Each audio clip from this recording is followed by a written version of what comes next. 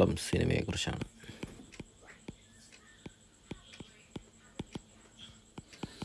ചിലർ പറയുന്നു മലയാളം സിനിമ എന്തോ ഭയങ്കര സംഭവമാണെന്ന്. ചിലർ പറയുന്നു ജസ്റ്റ് ഹൈപ്പ് മാത്രമാണ്. സോ എന്താണ് എനിക്ക് തോന്നിയത് എന്നാണ് ഞാൻ ഈ വീഡിയോയിലൂടെ പറയാൻ പോകുന്നത്. സോ ശരിക്കും പറഞ്ഞാൽ നമ്മുടെ ഇന്ത്യൻ സിനിമ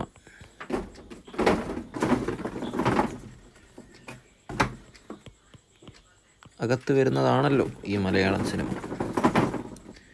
എനിക്ക് പലപ്പോഴും തോന്നിയിട്ടുള്ളത് ഈ മലയാളം സിനിമ ഭയങ്കര സൂപ്പറാണെന്ന് പറയാനുള്ള പ്രധാന കാരണം ഈ ഇന്ത്യൻ സിനിമയുമായി ബന്ധപ്പെടുത്തിയാണ് പറയുന്നത്. അതായത് ഇന്ത്യൻ ഫിലിംസ് അതായത് മെയിൻലി ബോളിവുഡുമായി കമ്പയർ ചെയ്യുമ്പോൾ മാത്രമാണ് ഈ ഒരു അല്ലെങ്കിൽ മറ്റ് സ്റ്റേറ്റ്സുമായിട്ട് അതർ സ്റ്റേറ്റ് സിനിമ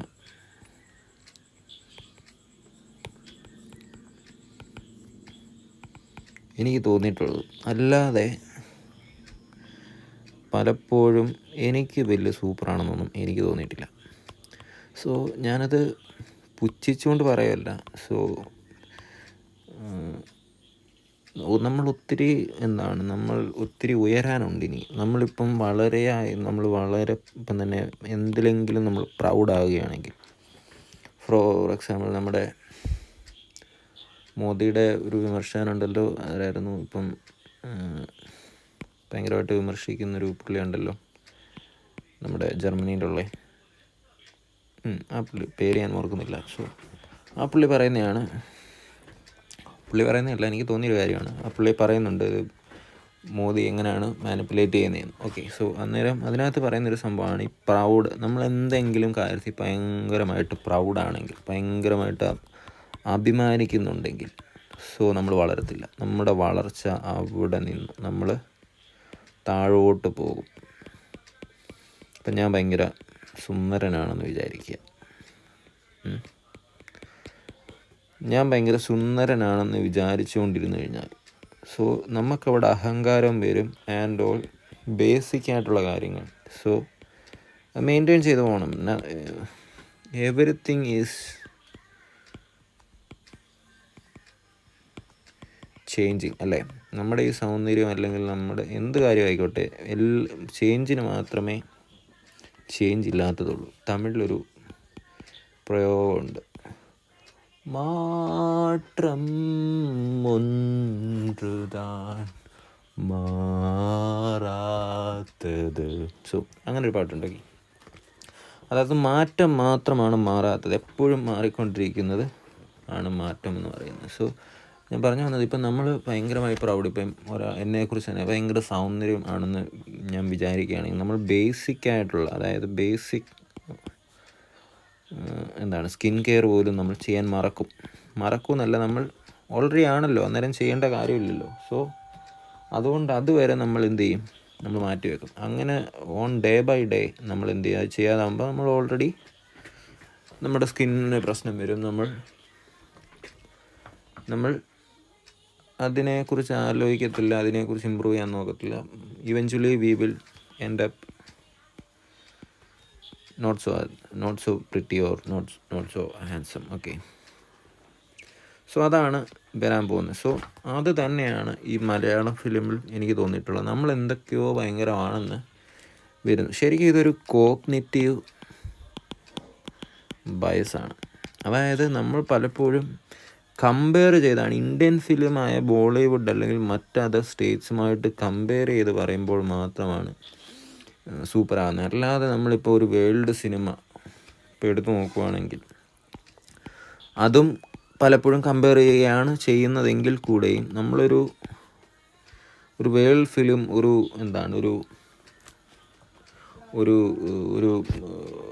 പ്രേക്ഷകൻ്റെ ഒരു നിലവാരം, അതിൽ കുറേ കാര്യങ്ങളുണ്ട്. ഇപ്പം വേൾഡ് ഫിലിം പ്രേക്ഷകൻ്റെ ഓഡിയൻസിൻ്റെ നിലവാരം, ഓഡിയൻസ് സെൻസ് അതുണ്ട്. അതിനിപ്പം ഓഡിയൻസ് എഡ്യൂക്കേറ്റഡ് ആണോ, അല്ലെങ്കിൽ how much they are good at, അതുണ്ട്. സോ ഒരു GDP, ലൈഫ് സ്റ്റൈൽ, ഇതൊക്കെയാണ് ഒരു ഓഡിയൻസിനെ സംബന്ധിച്ചിടത്തോളം. സോ ആ ഒരു സംഭവങ്ങളൊക്കെ വന്നെങ്കിലേ നമുക്ക് ഒരു ഓഡിയൻസിൻ്റെ നിലവാരം നമുക്ക് മനസ്സിലാക്കാൻ പറ്റുകയുള്ളൂ. സോ അത് ഇനി ഇതെല്ലാം അങ്ങ് കൂടുതലാണെങ്കിൽ കൂടെ പ്രശ്നമാണ്.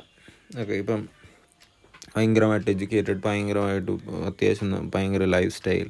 സോ അന്നേരം ആ കഥകൾ മാത്രമേ അവർക്ക് ഒരുപക്ഷെ മനസ്സിലാകത്തുള്ളായിരിക്കും. എല്ലാ ദിവസവും കുളിച്ച് എല്ലാ ദിവസവും വളരെ ഫ്ലാറ്റിലൊക്കെ ജീവിക്കുന്ന, അല്ലെങ്കിൽ ഒരു മെട്രോപൊളിറ്റൻ സിറ്റിയിലൊക്കെ ജീവിക്കുന്ന ഒരാൾക്ക് ഒരുപക്ഷെ ഒരു ഗ്രാമത്തിലെ ഒരു ചെറിയ കഥ മനസ്സിലാവണമെന്നില്ല. ദ സ്ട്രഗിൾസ് ദേ ഫേസ്, അങ്ങനെ ഒരു കഥ വന്നാൽ ഒരുപക്ഷെ മനസ്സിലാവണമെന്നില്ല. സോ പലപ്പോഴും ഫിലിം എന്ന് പറയുന്നത് ഓഡിയൻസിനെ കണക്ട് ചെയ്യണം. അതാണ് മെയിൻ ഒരു സംഭവം എന്ന് പറയുന്നത്. Audience need to be connect ആകണം. ഓക്കെ, സോ അന്നേരം പലപ്പോഴും ഫിലിംസ് ചെയ്യുന്ന എല്ലാവരെയും they cannot satisfy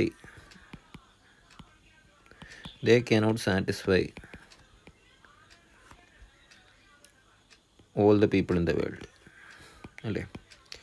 ഇപ്പോൾ ഒരു ഫിലിം ചെയ്യുവാണെങ്കിൽ അവർക്ക് എല്ലാവരെയും ഒരു ഫിലിം കണ്ടിട്ട് എല്ലാവരെയും ഇപ്പം 50,000 പേര് ഇപ്പം ലോകത്തുണ്ടെന്ന് വിചാരിച്ചാൽ ഈ 50,000 പേരെയും സാറ്റിസ്ഫൈ ചെയ്യണം പറ്റത്തില്ല. അതിനകത്ത് കൊച്ചുകുട്ടികളുണ്ടായിരിക്കാം, അതിനകത്ത് പ്രായമായവർ കാണുമായിരിക്കാം, അതിനകത്ത് ഒരു യൂത്തായിട്ടുള്ള ആളുകൾ കാണുമായിരിക്കും. എപ്പോഴും ഫിലിം ചെയ്യുന്നത് ഒരു ചെറിയൊരു പാർട്ട് ആളുകളെ മാത്രം സാറ്റിസ്ഫൈ ചെയ്യുകയാണ് ചെയ്യുന്നത്. ബാക്കി മെജോറിറ്റി, അല്ലെങ്കിൽ വിജയിച്ച പടങ്ങൾ കുറച്ചും കൂടെ ഒരു 80% ആളുകളെ സാറ്റിസ്ഫൈ ചെയ്യും. ഓക്കെ, അന്നേരം ഒരു ഫിലിം ചെയ്യുന്നത് ഒരു ചെറിയൊരു സെറ്റ് ആളുകളെ, അല്ലെങ്കിൽ മെജോറിറ്റി ഓഫ് ആളുകളെയും സാറ്റിസ്ഫൈ ചെയ്യുകയാണ്. അന്നേരം അവിടെയും ഒരു ചെറിയൊരു പോർഷൻ സാറ്റിസ്ഫൈഡ് ആകാതെ എനിക്ക് കണക്റ്റ് ആയില്ലെന്ന് പറഞ്ഞ് ഇരിക്കുന്നൊരു സംഭവമുണ്ട്. സോ അതുകൊണ്ട് തന്നെ നമുക്ക് ഒരു film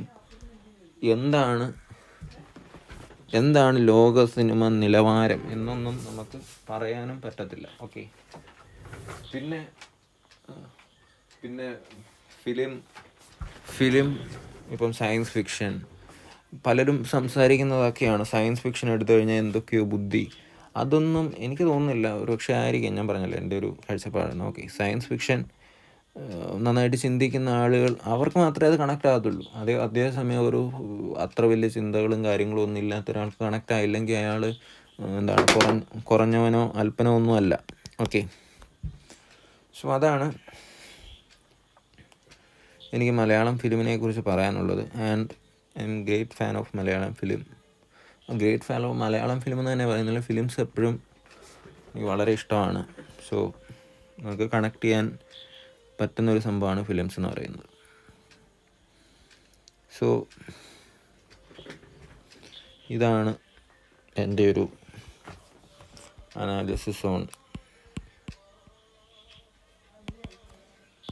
Malayalam film. Okay, hope you like that, and goodbye.